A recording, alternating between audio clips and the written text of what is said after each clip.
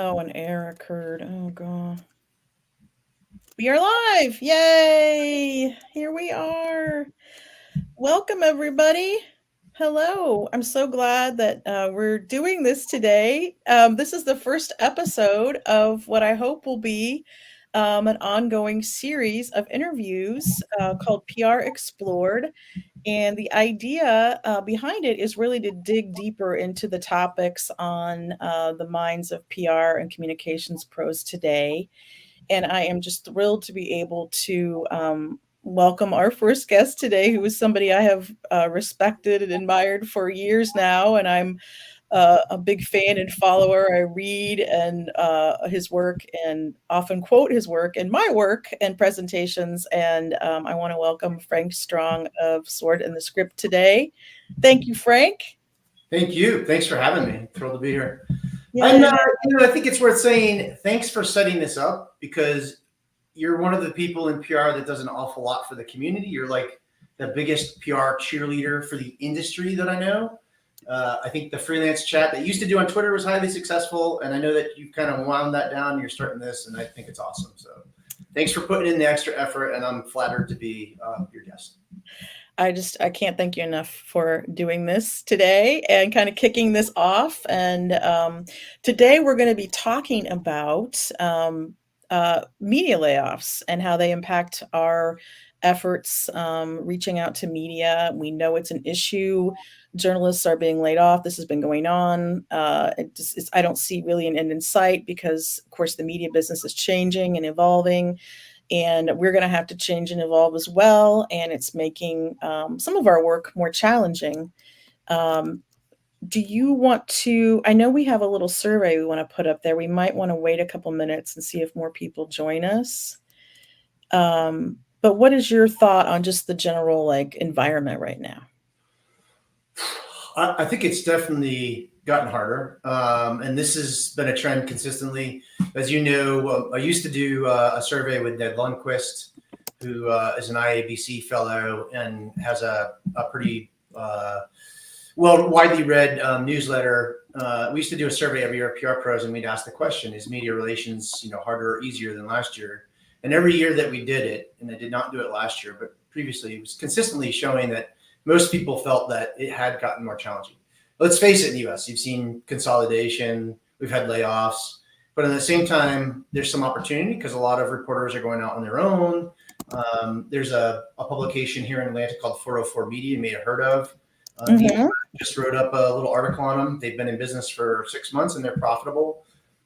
You got the whole Substack thing. A lot of reporters are working on that. There's a freelance journalist you and I both know, Eric Sherman, has a newsletter on Substack that I subscribe to. And so a lot of folks are kind of doing those things. So I think it's harder. And it's also different. Yeah.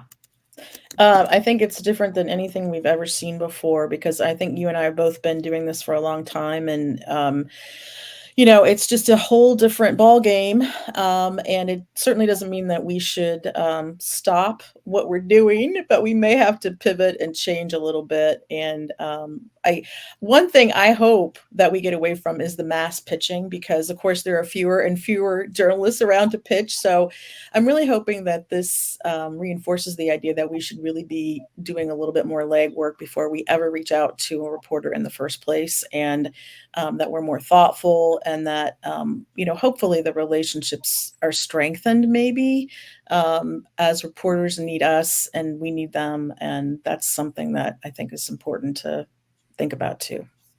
Yeah, there's a fellow, I got this idea, a fellow named Michael Smart, who you probably know, used to be a broadcast journalist, and he really does like just coaching for PR people now. But he's got an interesting idea of make your media list 20 people, the 20 reporters or editors that you really care about. I come at things from a business to business, B2B marketing perspective. That's the client base, that's the industry that I've worked in. And there's a marketing strategy that's fairly prevalent in that community for years called ABM, right? Account-based marketing. It's really target marketing, named accounts. And I think Michael's idea around having 20 reporters as opposed to 100 or 200 is very much in line with that. And it also allows you to focus on those individuals and really get to understand what are they reporting, who are they talking to, and how you might fit into that coverage. And if there's a magic or a secret power to PR, I think it's understanding the trends in the media and figuring out how your company or organization, if you're a nonprofit, for example, government entity, is relevant, right? It can be relevant in a couple different ways. There are, profiles, lifestyle pieces, culture is a big deal with the remote work. And then there's also, of course, the business aspect of it. Whatever your vertical market is, whatever you focused on, there's potential for that. But the real superpower is understanding how we're relevant and fitting into that context. And I think far too few people really take time really to think about it. It's do their research and really, I mean, truly put some thought into it, put some thought behind it before you just start throwing, spaghetti at the wall and just, pitching anybody and everybody. And I don't know why people think that more pitches necessarily result in more coverage, more hits. That's a mindset that I don't understand. I have worked at an agency, so I think that's a lot of where it comes from, but I have never found that to be true. So. Yeah. I think some of that comes it's kind of a sales philosophy. The more contacts you have, the more the chances are. But I just don't think that works for PR. And as you noted, the understanding the trends really comes from reading and studying. And there's a second order effect or second order benefit to that. And I think particularly in larger organizations, they get to be very internally focused. They're in meetings all day, and there's a lot of people to talk to when you think about the different teams, product, dev, sales. There's a lot of alignment going on, and they start focusing internally, and they forget to pick their head up, take a step back, and kind of look around the landscape and what's happening in our market. And that, I think, is where PR can really add value, because in their research, in their reading, in their understanding of reporters, they're seeing the trends that are playing out in the public space. Yeah. Yeah. I'm going to go ahead and put the survey up. I think we have a few more people joining us. So we'll see how this works.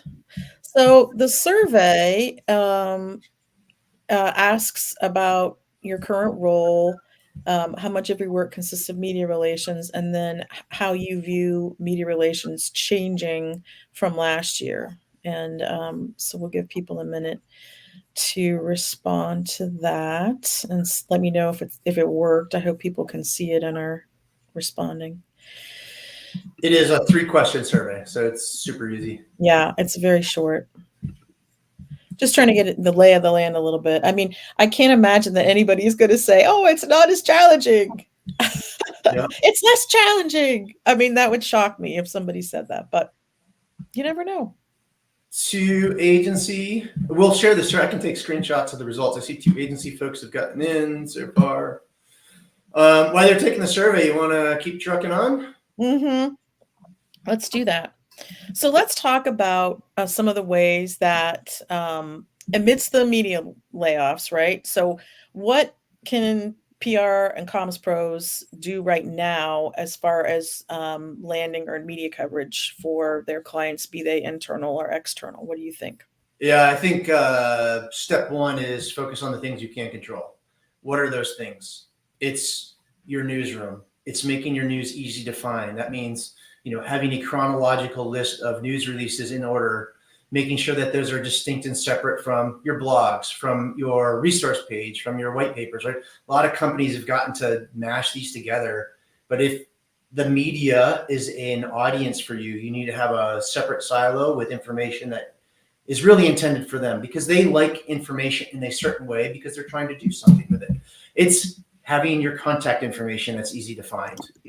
A good best practice is to, instead of having an individual contact, is to put media@mycompaniesname.com up there and make it a distro list, put a couple different people on it, so that you put it on, when you put it on your press release, for example, if a reporter responds in a year and you're working with a different agency, or you've had a different person in an in-house role, they can still use that email to reach the team. Nothing has changed.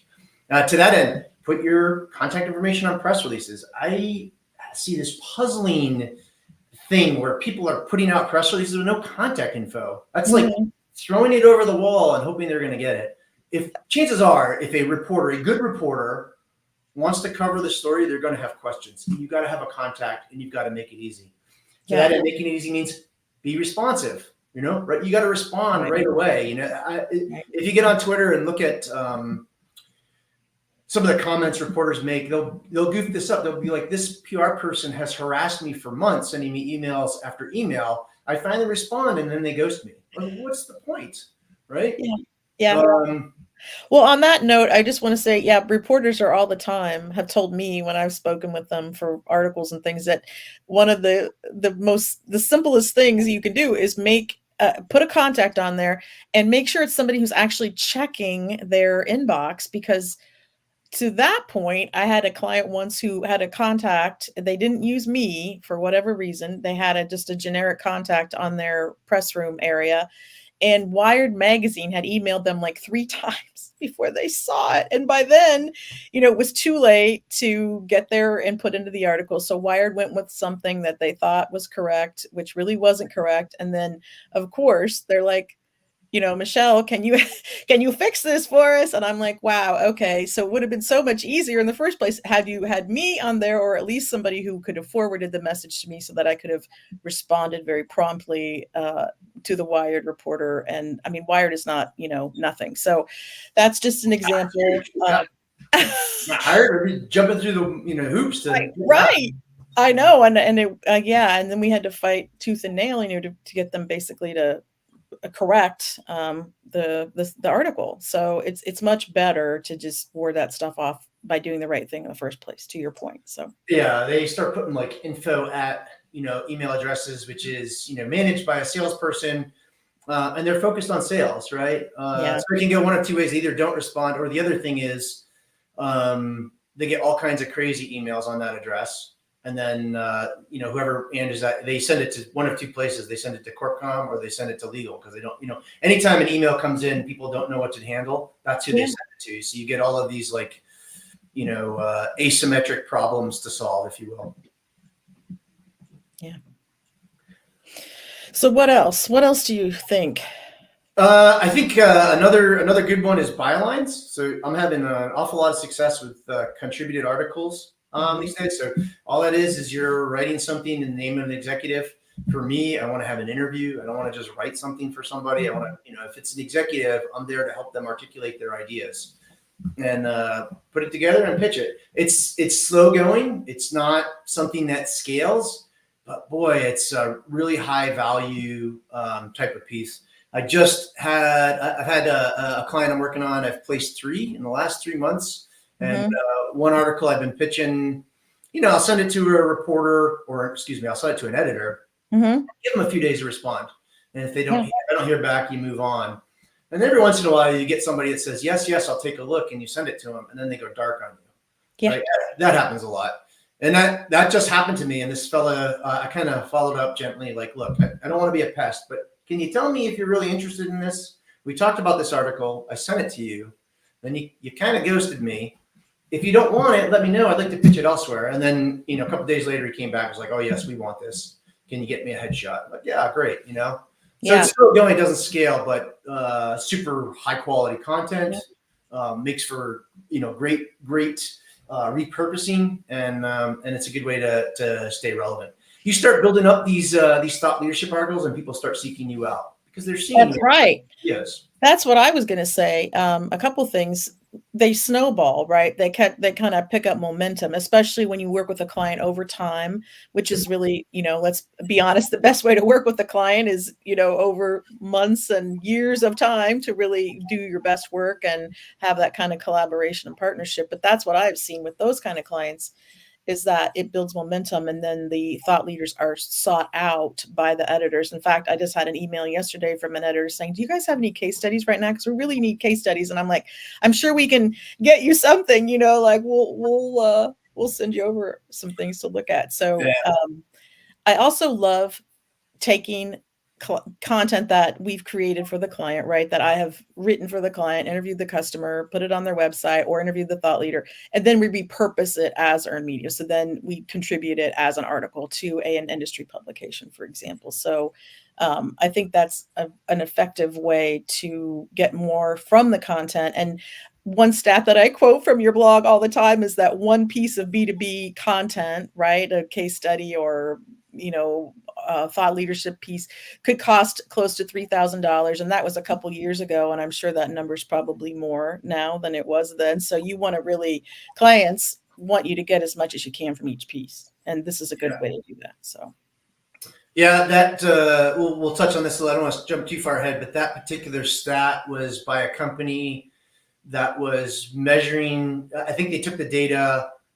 They got the data from transactions processed through their system. So they were a SaaS platform. My point is, it's real behavior data. It's not a survey. It's not somebody's opinion. It's what they're actually spending. That's where that figure came from. I just talked. You talked a little bit about PR is a little bit of a game of momentum. It snowballs, and there's no doubt it's true. Nobody watches the media like the media, and that means coverage begets coverage. So you can't start and stop PR. You can't hey, I'm going to turn this on for a project and then shut it off for a few months and come back. If you do that, you're starting all over again. Mm-hmm. Yeah, that's right. Well, that's the problem, I think, too. It's, a lot of times clients will create the content and then they don't do anything with it. They put it on their blog, and of course, we know that it often doesn't get any views or very few views, and so it just sits there. So I feel like this is a way to get a little bit more out of each piece. And then again, if somebody else sees it in another publication, I've had that happen too, where they say, "Can we run this too?" And I'd be like, "Well, we don't think that's a good idea, but we'll revise it, we'll rework it, get you something that you can use." So, yeah, and I think some of the other things that's a good one. You talk about EdCals a lot. EdCals is kind of an old school topic. So if you don't know what an EdCal is, publications used to put out an editorial calendar, and they would plan out what they intend to cover over the course of the year. So you might see, an editorial calendar month by month. And these that we're going to talk about this topic one month, we're going to talk about that topic the next month, that topic the next month. If you do look at those, you can start to identify some contributed opportunities. If they're covering a particular topic, that's what you want to write your contribution about. So that's a good way of doing it. It brings a little method to the madness, if you will, instead of just kind of taking shots. I think the other thing is, think alternatives. Newsletter is super popular, right? The whole Substack thing. Right. LinkedIn's got a newsletter. There's all kinds of newsletter things out there. Podcasts. There are people dedicated to podcasts. I think there's one of your contacts just had a book on podcasts come out, I think. She's going to be on next week to talk to me. Yeah. There you go. And what's her name? We should give her a plug. Michelle Glogovac, and she will be here with me on Wednesday at noon Eastern live to chat about how to use social media to pitch for your clients. And then also we'll chat about the book a little bit too. The podcast, right? Mm-hmm. How to get on podcasts. Right? I have a copy. I should hold it. I would say influencer channels, right? So there's non-traditional opportunities to get coverage, right? And sometimes traditional PR people kind of turn their nose at those, but you can't. Not in this modern day and age, right? Not if you're going to be digitally savvy, not if you're going to be scrappy, not if the number of opportunities has dwindled. You've really got to be, I don't want to say aggressive, but assertive, right? Tactfully assertive. I think there's thinking about when you're going to pitch. So the most popular day to pitch is Tuesday, right? Everybody and their brother or maybe their sister pitches on a Tuesday, and the inboxes are just inundated. Maybe Monday's a better day. I'll pitch occasionally on Friday. If I have something that's, not real hard news, but it might be kind of funny or quirky or have a bent to it, Friday's a great day to do that. I generally think Tuesday through Thursdays, you're still in a news cycle, you get coverage. The traditional view on Monday is, people are coming in from a weekend. You want to get outside the shadow of the weekend. People can rub the cobwebs off and get back into the flow of things. Mm-hmm. So those are some other opportunities to think about in terms of how do we get coverage in this austere media environment. Yeah, and I think it's going to take a lot of effort, and it can't just be, one strategy, right? It's got to be a combination of things that kind of gets the attention. And I really don't think a lot of this is new. But I think a lot of people just forget about like the fundamentals. I know you talk a lot about that, and just really kind of paying attention to the basics. I mean, you don't need a technology stack necessarily. I mean, that's not necessarily going to help you at all in pitching to, just spamming a pitch out to thousands of reporters. That's not really going to work. And I think that it's just going to make people work a little harder and dig in a little more. And I don't think that's a bad thing, but not everybody will understand how to be successful at it. And so that's what we're trying to help people with. You have to, first of all, you have to know that you're not alone. So if you're struggling with media relations, I don't care how good you are. Right. And there's folks boasting like, yo, we get all, no, it's hard for everybody right now. Mm-hmm. Unless you've got like money. If you're pitching money, usually that's pretty easy. Right. One of the things that this is kind of a sidebar, but one of the things I struggle is I've seen a lot of like VC firms starting to hire someone to do earnings announcements for their portfolio company. So a portfolio company raises a Series A, Series B round, 2, 3, 5, 6, whatever it is, and then the investor puts out the press release using a consultant, and that's great if the startup doesn't know what they're doing, they're new, they don't have resources on it.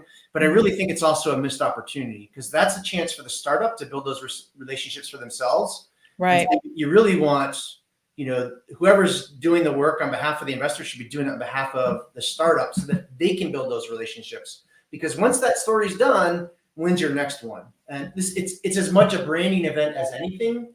Typically, funding announcements are going to be the biggest news that any company has, unless you're doing like MMA, you go out and buy another company, you merge, or something like that, or a crisis.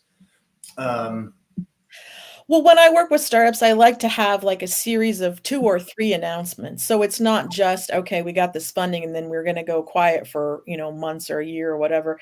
I like them to have like, oh, maybe we have a big major customer coming up, or, we like to kind of look ahead, not to say that they can't announce the funding if they don't have those other announcements, but it's really nice when you have kind of a series of things because that helps, I think, the reporters possibly take the startup more seriously and look at them as a real player. And so.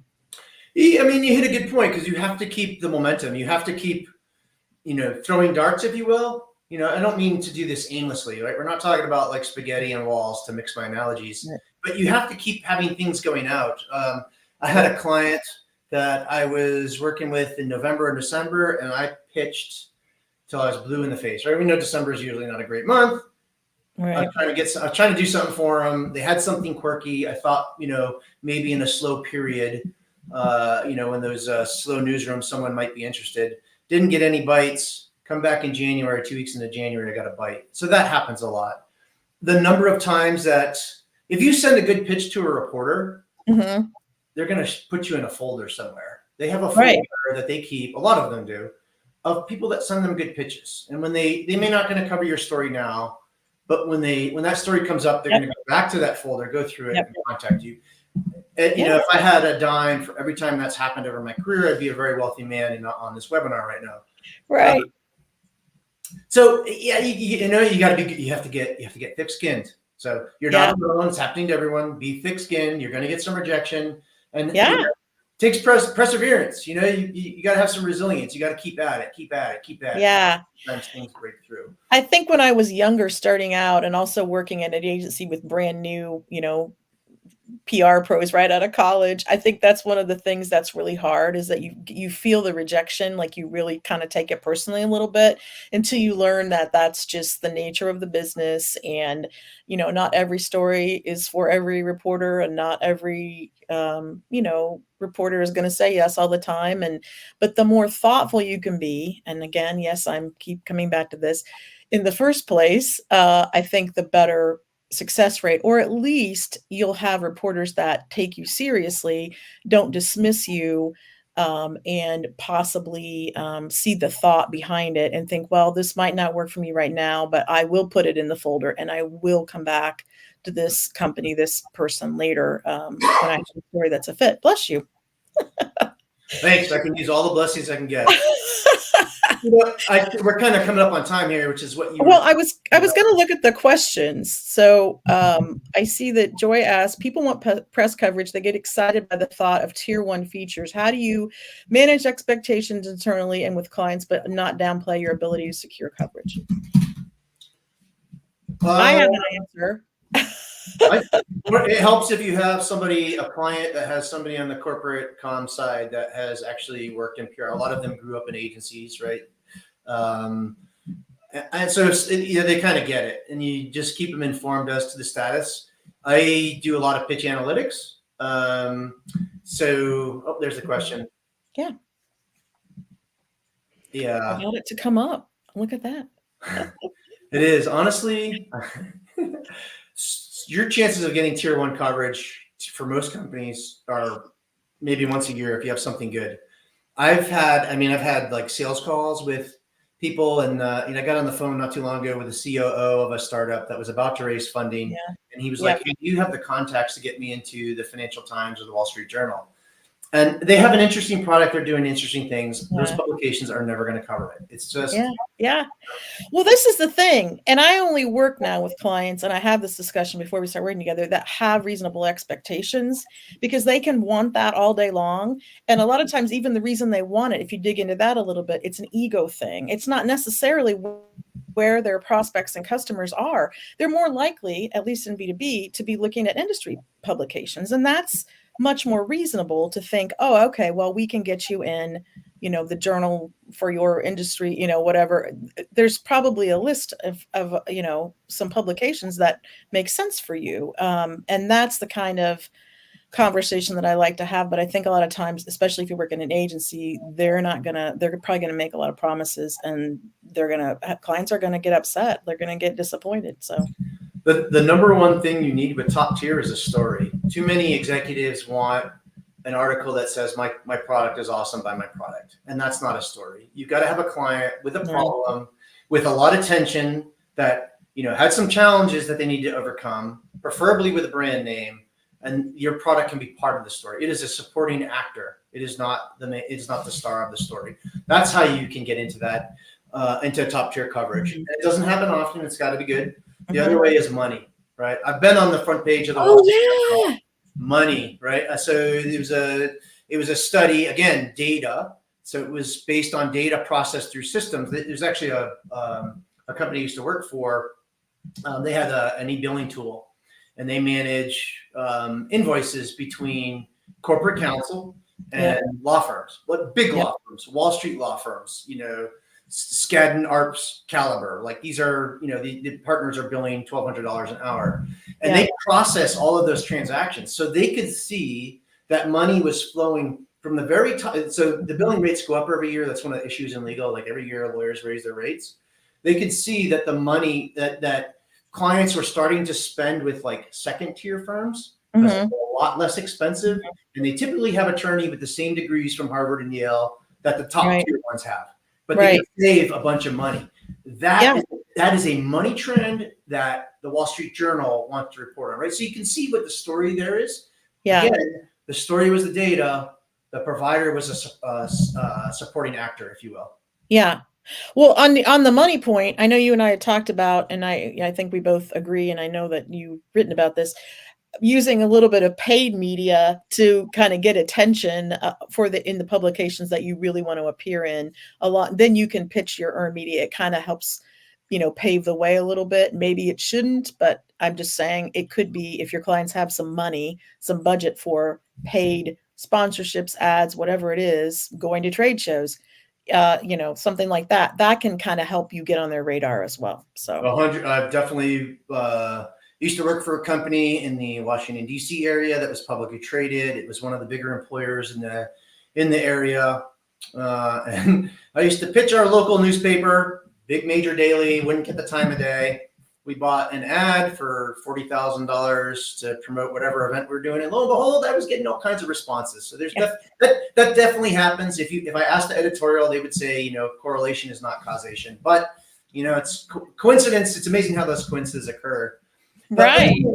The other thing I would say is, media gets media, right? So sometimes a smaller pub can be a stepping stone to a larger pub. That's right. Especially in this era of fake news, you've kind of been vetted. Right. Journalists want to know that you're for real, that you're a real PR person, that you have facts, that you're not, engaged in spin or leading them down a stray, because their careers are at stake too. Their reputation is on it. That's right. right. So if you're a journalist like that, you're done. Right. But you can use these smaller pubs to step up into a bigger pub. That does happen. Yeah. We have a lot of questions, and I know that we said we were going to go till 12:30. I don't know if you want to stay and answer a couple more questions. I'll, if I could give, I got like three or four other things that maybe I'll breeze through really fast. This okay. is where my over caffeination kicks in. I start rattling off, but because we're almost out of time, I'd love to give people these ideas if I can. All right. Here's one: studies and surveys. Right? We talked about data. If you have data processed through your systems, that can be used to create industry trends and benchmarks. It's data, it's not opinion, so that makes it very powerful. Surveys is the next best. I love to do surveys. The problem that people run into is executives want surveys that conclude, buy my product. That is not a story. You're never going to get coverage. If you go out and do real research that helps people understand the market, now you're contributing to a market conversation, and chances are you can earn coverage from that. That's a good way to do it. Using paid media for earned media purposes, right? This is not an old strategy. The one that sticks out in my mind is from a master's program I did years and years ago. It was during Bill Clinton. He had a big scandal with Monica Lewinsky, and it was all over the news. And Hugh Hefner, who was, no, it wasn't the Hugh Hefner guy. It was the guy that owned Hustler, took out a full page ad, I think in Larry Flint. Larry Flint, yes. He took out a full page ad in the Washington Post and said, look, if anybody's got dirt on Republicans that have had sex scandals, I want to know about it. And it got tons of coverage. What did he do? He used paid media for earned media purposes. One of the tactics that I have used, and I've told everybody this, if they listen to me, great. A lot of people don't. But Twitter, whatever your feelings of Twitter are, put them aside, because it is still a useful medium for this purpose. Why? Because 90% of journalists are still on Twitter, and they all follow each other. And so you can advertise and use a like audience. If it's a like audience and 90% are on, it's going to show it to other journalists. Mm-hmm. You can do pitches. I do I'll do sponsored posts. I'll boost 4 or 5 posts the same day that I'm pitching. So they're getting in their inbox. They're seeing it's a very passive, non-intrusive way to reach reporters that may not be looking at their email, or maybe you don't have their email and you can't reach them somehow. I can't tell you how many times I've had success. There have been on occasions, someone might ding me for the ethics on this, but I don't think it's a huge problem, where I've had a client didn't want to spend the money on Twitter. I took it out of my own pocket, put it on Twitter in my own name. I'm the PR guy. I'm named on their press release, and I got 4 or 5 placements out of it. I didn't even say anything. I just, here's the placements. Here's how I got it. And kind of come clean on the end. They're like, oh wow, I didn't know that would work. Yeah, I've been telling you. If you listen to me, I actually know what I'm doing here. I've been doing this for a long time. We are going to talk about social media and pitching next week with Michelle Klogovac. But yes, I understand. I get what you're saying. Do we have time for 2 more? Can I hit 2 more plugs? I think I have all day to talk to you. So. I'll run through these fast and we'll get questions. This is one of my biggest ones. People hear me say this all the time, but what you do with a media mention counts as much as getting it in the first place. Yep. PR is notorious for we got coverage last month and we're on to the next thing. You're only as good as your last placement. But did you send it out to the team? Did you put it on your website? Did you pitch the industry newsletters that round up news links from around the industry? Did you share it in discussion forums? Did you print it out and bring it to a trade show? Did you use it in your pitches as a stepping stone, as validation? Look, we got covered here. And I wouldn't say that, but you can look, we've been covered here as seen on TV, right?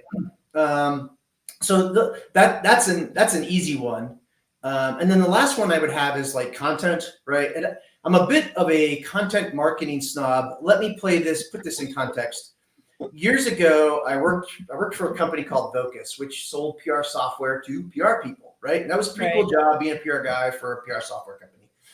They were doing kind of I wouldn't say a pivot, but they're going after a new market. They wanted to go after small business. And the CMO walked over to me and was like, this was like October or something. And he's like, here's $30,000. You have to spend this by the end of the quarter. Anybody that works in PR knows CMOs don't walk over and hand you a bucket of money like that ever. That never happens. I'm like, 30 grand. What the heck am I going to do with 30 grand? So I went out and I hired market research, a good one, top tier one. And we did a very, he helped with all the questions. We made a very good survey, got really good results.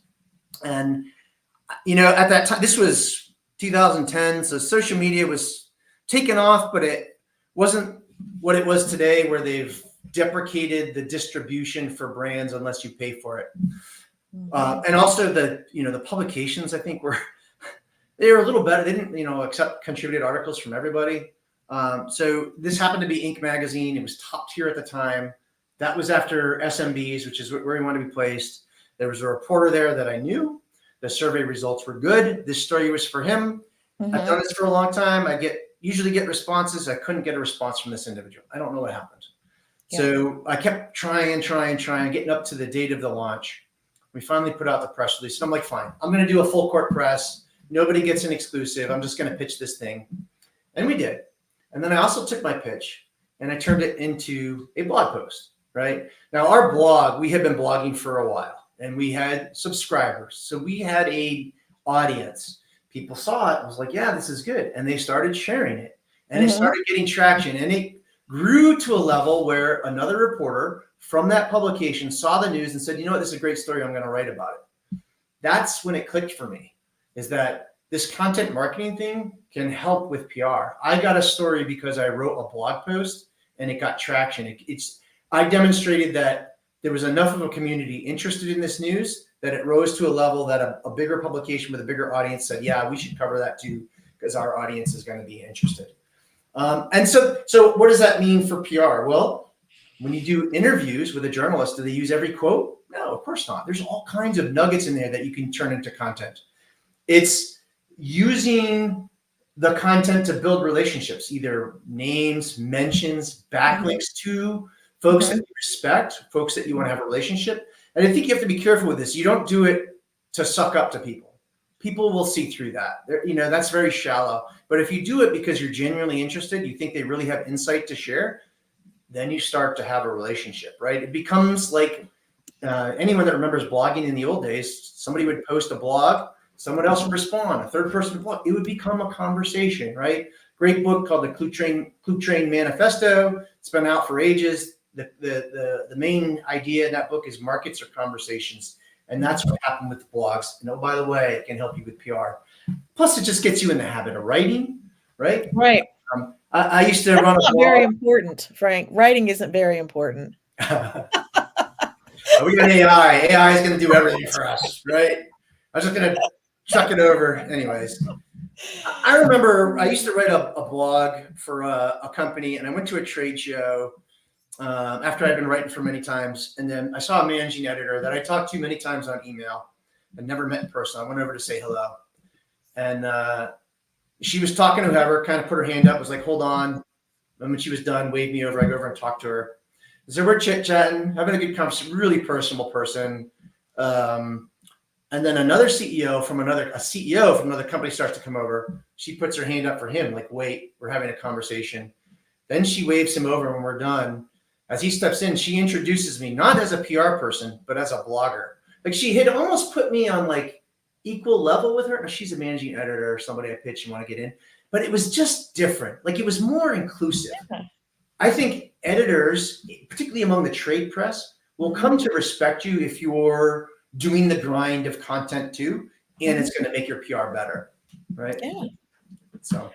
Yeah, I mean, you and I have talked about content and PR before, but like, I feel like what content marketers or content folks do, PR pros have been doing forever. And, I have a lot of close friends in the content marketing world. And of course, I have a lot of respect for what they do, but I do think that it's a natural fit and PR pros can play into that and content and PR should be together. And social media should also kind of be in the mix as well. So those three need to be like synced up, or at least kind of talking to each other and leveraging what each other is doing. So The key for me with content is to run it like a media publication.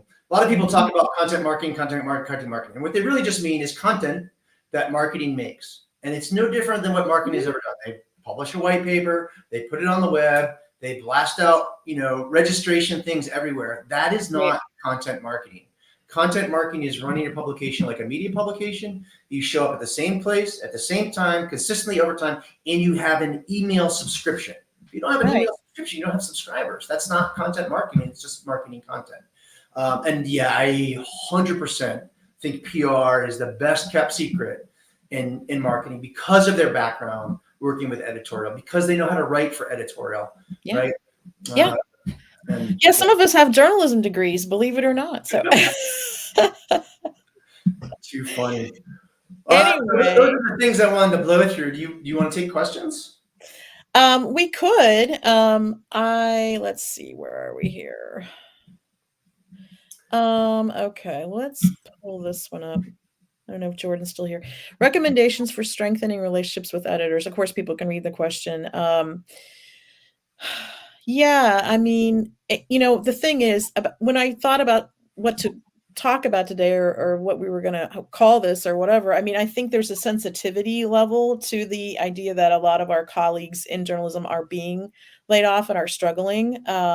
So, I think in the spirit, with that in mind, I still think it's a conversation that we need to be having about, what do we do amidst this situation? However, we do want to be sensitive to these folks. And I mean, how do you feel about this? I mean, Yeah, I mean it's challenging. I think the thing is it comes down to like a relationship. So it's having an engagement without an expectation. So, like before they get laid off, when you see them write a good article, tell them, hey, I really enjoyed this piece. Tell them why. With no expectations, without an ask.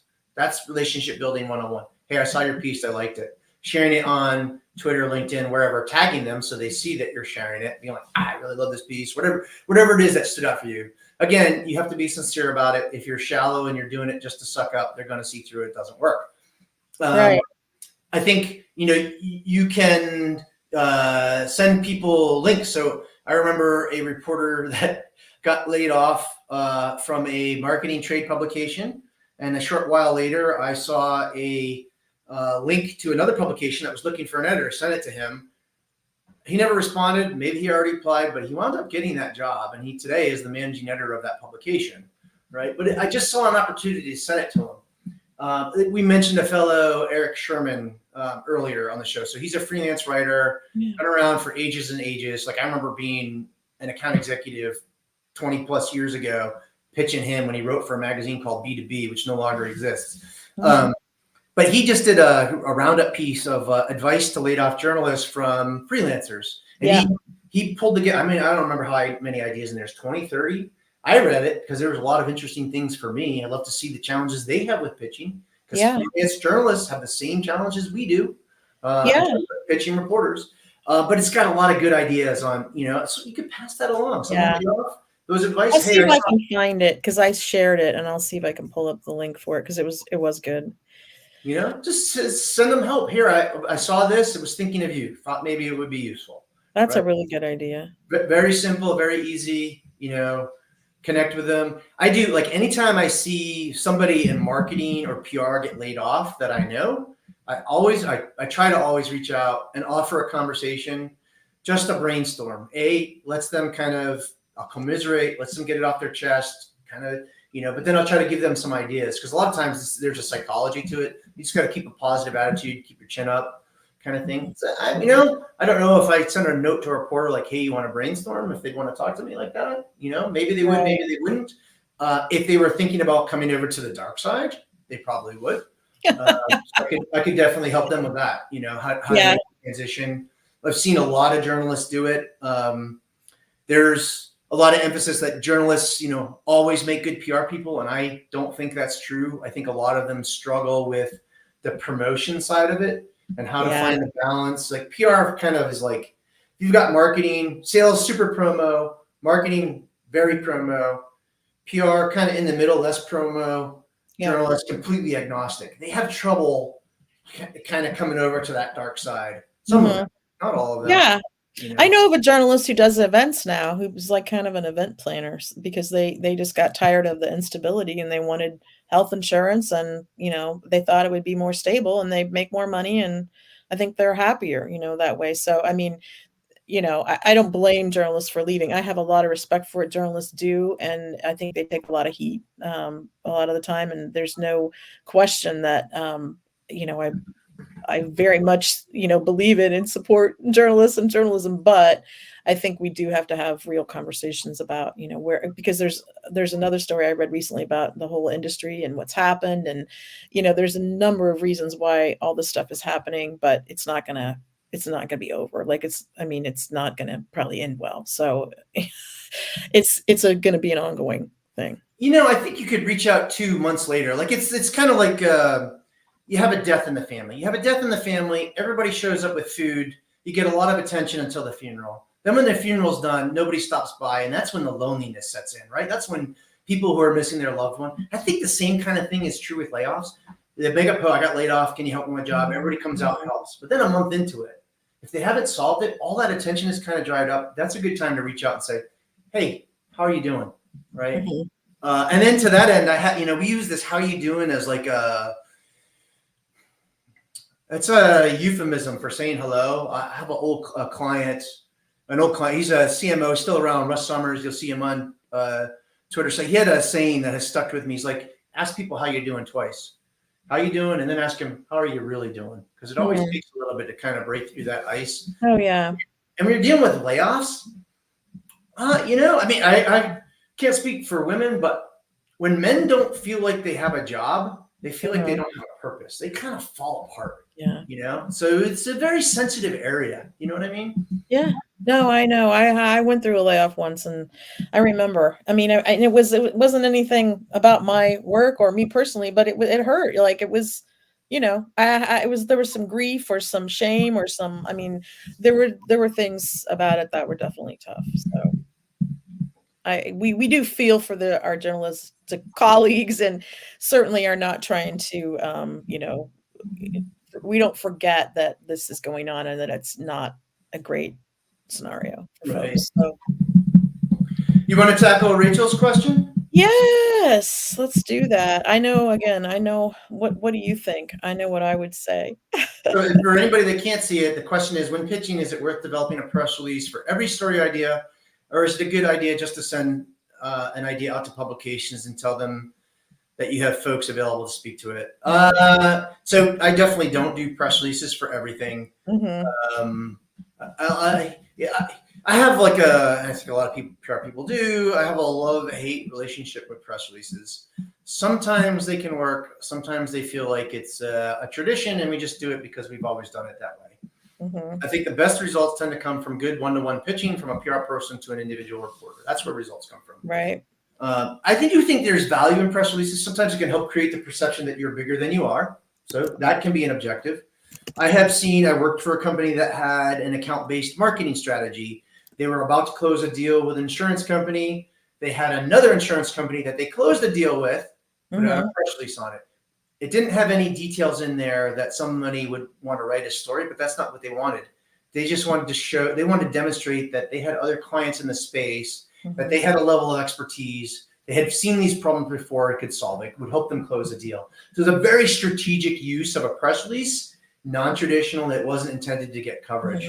So I'm not a big fan of the 3 traditional wires because they charge $1,200. You can easily go to $2,500 because they have like a 400 word limit, and then they're going to charge you $160 and for every additional 100 words. Right. If you add a photo, they want another fee. They'll segment. I had a sales guy from a wire service sell a client, a CEO at a startup who didn't have any marketing people. I don't know. It was like a package of 5 releases for, I don't remember what it was. There was an introductory price, but when you went in to use it, everything was an upsell. Like you couldn't write anything without an upsell. So all of his press release, he paid for the service thinking he had releases, and then wound up spending an extra $600 on it on every release. And that just was like, this is a big deal. So I think they can be a necessary evil sometimes. I would not Right. do it for every story. I would save it for your biggest ones or Yep. best ones, or have a specific strategic purpose that you're trying to accomplish with it. Well, I mean, that's what I was going to say. Sometimes we'll write a press release, we won't put it on the wire. I mean, I'd say the lion's share of the press releases that I write for clients, we don't put on the wire. We write them so I can pitch them, and then we also put them on the website, and it kind of gets everybody on the same page. And it's kind of surprising how often team members throughout the company will reference what's in the press release because it's kind of the official like take on it, messaging and Yeah, just, 100%. all that kind of stuff. So I feel like there's a value in the process of putting the press release together and then just kind of having it and using it strategically, but not paying to put it on a wire every single time, because that just, I can't, it's hard for me to, especially for a smaller business, because I usually work with a company that's 500 employees or less, I'm going to say most of the Mhm. time. It's really hard to justify the expense of a larger wire service, because they are very expensive, and they do nickel and dime you and charge you for every extra thing, as you were saying, and I don't necessarily go along with that. But I think you can pitch a story without a press release, of course. You don't necessarily have to have a pitch and a press release. Just get your, you know, everything together and write the pitch and send it out to your to a reporter that you've researched that you think would be a good fit, and see where it goes from there. Yeah. Yeah, I think your point on messaging is dead on. Like I've seen that a million times. Like companies putting together a new product announcement, they haven't really thought through the messaging, or they're not happy with the messaging. You start working on a press release and the messaging Yeah. really comes out and it becomes kind of the official party line, as you said. I think it also kind of just puts it in the 5 Ws, right? A traditional news format, who, what, Yeah. it gives the journalists what they need, right? As opposed to a blog post, which you could be a lot more creative with. You may have Yeah. the same facts, but your presentation is going to be different. I've had reporters even ask me for a press release, which I think, is really kind of funny. It's like, hey, can you send over the press release? And I'm like, okay. That's why we have to have it ready before we ever pitch, because even if we don't send it in the pitch or think we're not going to actually pitch the press release, sometimes I have reporters that ask me for it, because I think it is that language they speak, that who, Yeah. what, when, where, why, how, pricing, availability, whatever. I don't know, but I've found that to be true over and over again. So I know a lot of people poo-poo press releases, but I think they have a place and a use in our work. Not every single story or time or occasion, but Yeah, I couldn't agree more. I've had that happen too, where reporters will ask me for a press release, and I was kind of taken aback by it, But yeah. I was You like, really well, want that? I'll take the same words and I'll put them into a press release for you and send them out. I mean, that's what they want. That's what you do in PR, right? You're here to serve journalists. Yeah. They Yeah. want something a certain way. You want the earned media mention. You got to jump through the hoops and make it happen. That's how that Yeah. works. Yeah. So I she did. followed up and she said they cover the story, but they don't include the client, or they don't contact. Oh, I'm like, oops, that's not good. I like the newsroom idea because sometimes PR people don't think about this stuff, but I want the link. I want the reporter to link to the press release. Yeah. If it's a value for their reader to get additional information, it's a good link. Right. But there's obviously residual value for the company and the number of links that you've earned. It's one of the things that PR can do that SEOs cannot, is get backlinks from high quality publications without begging for links. Like you got to provide some kind of value. Right. I do think there's a dark side to press releases, and that is, the PR people that put those out and present the syndications as results. So Right. when you buy a press release, the company that issues the press release has made an agreement with other companies, media companies. If Market Watch runs your press release as a syndication, Mm-hmm. they've paid for that. The press release distribution company has a little bit of an agreement with them to run that press Right. release. It is actually an ad. It is paid media, right? You've bought it. And so if you present that to a client as a result, that's shady, right? It's not. Very shady. The way I handle that is I have a simple rule. It's an earned media mention if there's editorial intervention. So if they took my press release and changed the headline, abbreviate it, whatever, Right. that's it. But if it's a purely syndicated result, that's not, that comes from the press release. The client gets it. Share it with them by all means. I mean, Right. sometimes Yahoo Finance has some visibility. You can see some page reads coming. I don't know who's reading it. I don't know if it's the right audience, but it can look good. Just don't present that as if it's a result, because it's not. I swear it's a vanity thing. And sometimes that is what they want, you know, but I've had those conversations and the clients are so confused because they don't understand. And they've had people basically not tell them the truth about it. And so then it's like, okay, I have to try to explain this to you. And sometimes they just don't, it just doesn't compute, you know, the difference. So that's a tough one because I just that makes me so irritated. Yeah. All right. Looks like I'm looking at the survey results. You've got mostly agency and freelancers. In fact, there's nobody from the in-house side. Okay. So it's the folks that all do media relations. So you've got 10%, and then everybody else is 50% or more, up to 90. Nobody's at 100, but 90's fairly significant. I mean, you got to check your billable hours, so that's the other 10%, I guess. How's media relations changed from last year? About 43% say much more challenging, and 43% say more challenging. So you're talking 84% are saying it's more challenging or much more challenging than last year, and you've got about 15% that say it's about the same. That's where we are for survey. So is media relations getting harder? It is for the vast majority of people, about 85%. Yeah. Mm-hmm. Mm-hmm. That's not a surprise, right? So we probably will need to keep having these conversations and revisit this topic because it's not going away. And I think those of us, again, who kind of are writers and focus on content and can bring that, you know, use that to our advantage, it is going to be a huge advantage. Yeah, so. For sure. Yeah. Well, is there anything else you want to close on? No, I mean, that's it. I think we kind of covered it all. Like, and to recap, like, focus on what you can control. Make sure you got your fundamentals, right? Look at some alternative pitching options. Maybe that's a different day. Maybe it's a byline. Maybe it's newsletters, podcasts, influencers. Look at data. If you've got a SaaS platform that you can actually get benchmarks based on behavior. If you don't have that, surveys are a good way to do it. Consider experimentation using earned media or paid media for earned media purposes. Use the coverage that you get. What you do with the coverage counts as much as getting it in the first place. And lastly, develop a content strategy or content program that is run like the media. Yeah, those are the tips that I have today. Anyway. Well, we're lucky.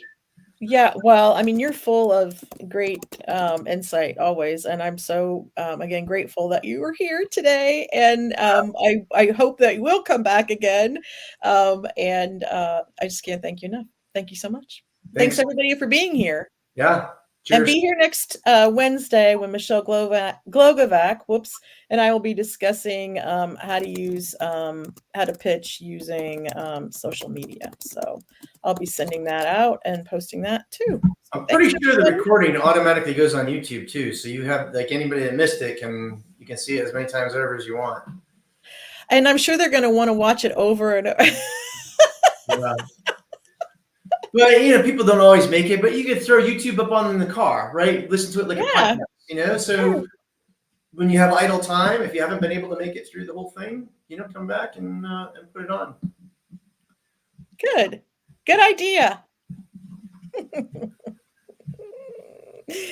All right, thanks for doing this, Michelle. I think it's awesome. Oh, I'm so excited. This was fun for me, right? So, and I hope people got something out of it. And I just can't thank you enough. Have a good rest of your week, everybody. You too. Bye. Bye.